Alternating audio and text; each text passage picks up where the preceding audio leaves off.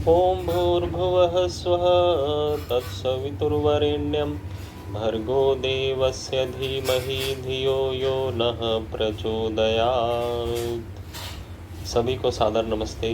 वेदवाणी में आप सभी का पुनः स्वागत है।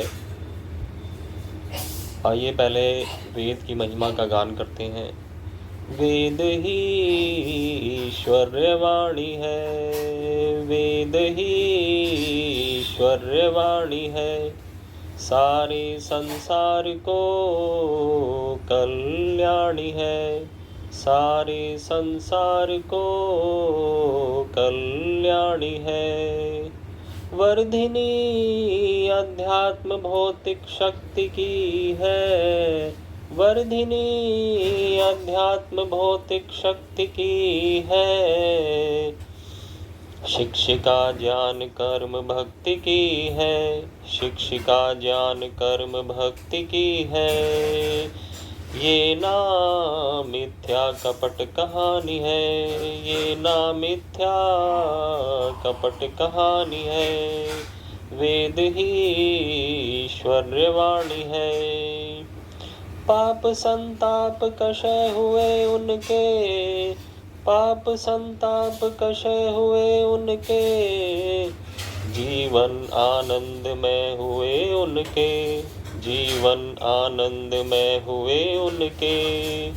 वेद शिक्षा जिन्होंने मानी है, वेद शिक्षा जिन्होंने मानी है, वेद ही ईश्वर्यवाणी है, वेद ही ईश्वर्यवाणी है। ओम शांति शांति शांति।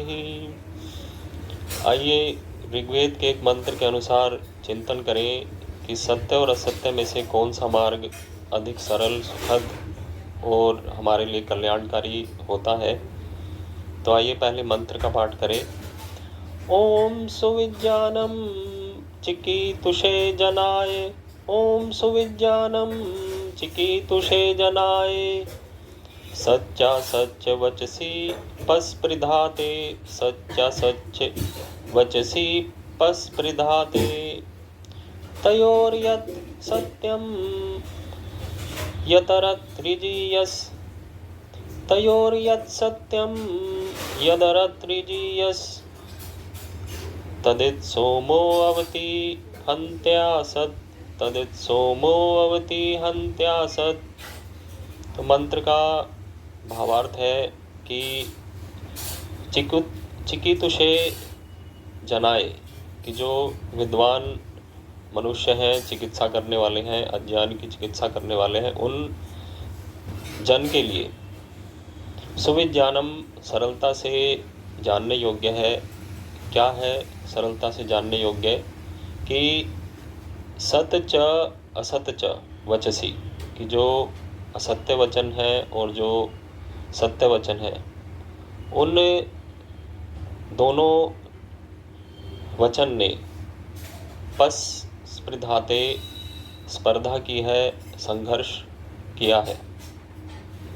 कि जो असत्य और सत्य वचन है उन दोनों में ही स्पर्धा होती है, संघर्ष होता है, वे दोनों संघर्ष करते हैं। फिर आगे बताया तयोर यत् सत्यम, कि उनमें से जो सत्य है, यदरत ऋजीय, कि जो अधिक सरल है, सुखद है, तदित सोमवती, उसको ही सौम्य गुण स्वरूप परमात्मा रक्षा करता है, उसी की सहायता करता है। हंति असत, और जो असत है उसको नष्ट करता है, कि जो असत्य का वचन है उसको नष्ट करता है। तो यहाँ इस मंत्र में विवेचन किया गया है कि दो मार्ग हैं, सत्य के और असत्य के। तो इनमें से दोनों में स्पर्धा होती है, संघर्ष होता है, लेकिन जो एक मार्ग है सत्य का, वह ही अधिक सरल है, सुखद है, और उसी को ही सौम्य गुण स्वरूप परमात्मा रक्षित करता है, और जो असत मार्ग है उसको नष्ट करता है। तो हमारे भीतर भी दोनों मार्गों में संघर्ष होता है कि हम सत्य का ग्रहण करें अथवा असत्य का। तो कुछ लोगों को, जो कि सामान्य लोग होते हैं, उनको असत्य का मार्ग अधिक सरल लगता है, क्योंकि उससे सद्य ही लाभ की प्राप्ति होती है। लेकिन जो विद्वान जन हैं, उनके लिए सत्य ही लाभकारी है, चाहे उसमें विलंब हो, प्राप्ति में थोड़ी सी देरी हो, फिर भी वह उसी का ही आश्रय लेते हैं, क्योंकि अंत में उसी का परिणाम सरल और सुखद होता है। चाहे उन्हें कितना ही विलंब लगे, फल देर से मिले, तब भी वह सत्य मार्ग का ही अवलंबन करते हैं। तो दोनों में ही हमारे भीतर संघर्ष होगा कि हम किस मार्ग का अवलंबन करें कि जिससे सद्य लाभ की प्राप्ति हो, अथवा जिससे कि लाभ थोड़ा देर से मिले, परंतु मिले अवश्य। तो जो सद्य लाभ है असत्य मार्ग के चुनने से हमें मिला है, उसका फल अंत में सुखद नहीं होगा, दुखद ही होगा। वह हमारे विनाश का कारण बनेगा, तो उसका अवलंबन नहीं करना चाहिए। तो चाणक्य नीति में कहा गया, नानृतात् पातकम परम, के अनृत से बढ़कर कोई पाप नहीं है, कि जो असत्य मार्ग है उससे बढ़कर कोई पाप नहीं है। चाणक्य नीति के 421वें श्लोक में यह कहा गया। तो चाणक्य जैसे विद्वान भी मानते थे कि जो असत्य मार्ग है वह पाप का मार्ग है, और जो सत्य मार्ग है, ऋत का मार्ग है, वह पुण्य का मार्ग है, उसका ही अवलंबन करना चाहिए।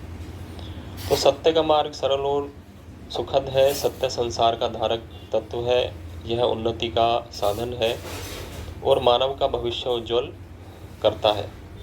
महाभारत में कहा गया कि ऋषि हो अथवा राजा, सभी के लिए सत्य ही सुखद है, यही लोक और परलोक दोनों को सुधारता है। तो महाभारत शांति पर्व में एक अध्याय में कहा गया, ऋषिणाम अपि राजेंद्र सत्यमेव परम धनम, कि ऋषियों का भी हे राजेंद्र सत्य ही परम धन है, कि ऋषि लोग भी सत्य को ही सबसे बड़ा धन मानते हैं। और नहीं सत्याद ऋते किंचित, कि सत्य से बिना कुछ भी, राज्यम वही सिद्धि कारकम, कि सत्य के बिना राजाओं का भी कोई सिद्धि कारक नहीं है, इसलिए राजाओं को भी सत्य को ही मानना चाहिए। तो सत्य ही राजा निरतः, कि सत्य में ही निरत राजा। प्रेत्य चेह च नंदति, कि सत्य में जो राजा निरत है, उसी में ही लगा रहता है, वह इस संसार से जाकर आनंदित होता है, अर्थात वह भी स्वर्ग और मोक्ष को प्राप्त करता है।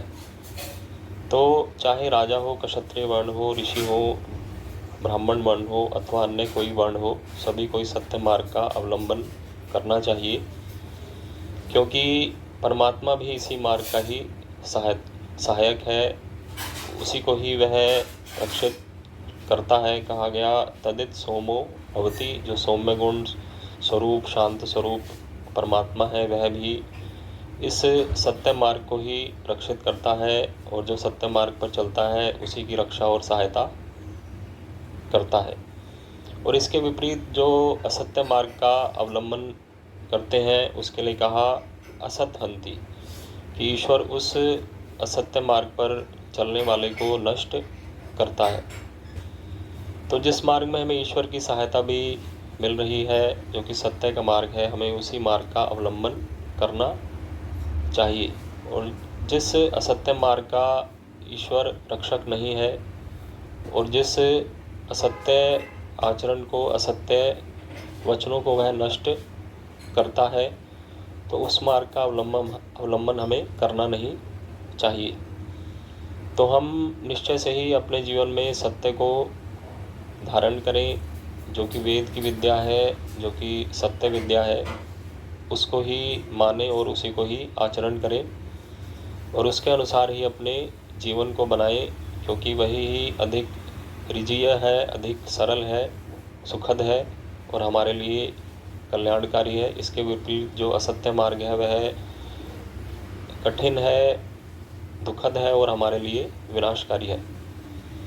तो वेद का स्वाध्याय हमें नित्य प्रति करना चाहिए। कहा गया कि स्वाध्यायान मां प्रमदः, कि स्वाध्याय से प्रमाद मत करो। तो वेद की शिक्षाओं को पढ़ें, मानें और आचरण करें कि जिससे हमारा मार्ग सरल हो, सुखद हो। वेद का मार्ग सत्य का मार्ग है, तो हम उसका स्वाध्याय करेंगे और अनुष्ठान करेंगे तो निश्चय से ही हमारे जीवन में सुख की प्राप्ति होगी। तो इन्हीं शब्दों के साथ मैं अपने वचनों को पूर्ण करता हूँ। ओम शांति।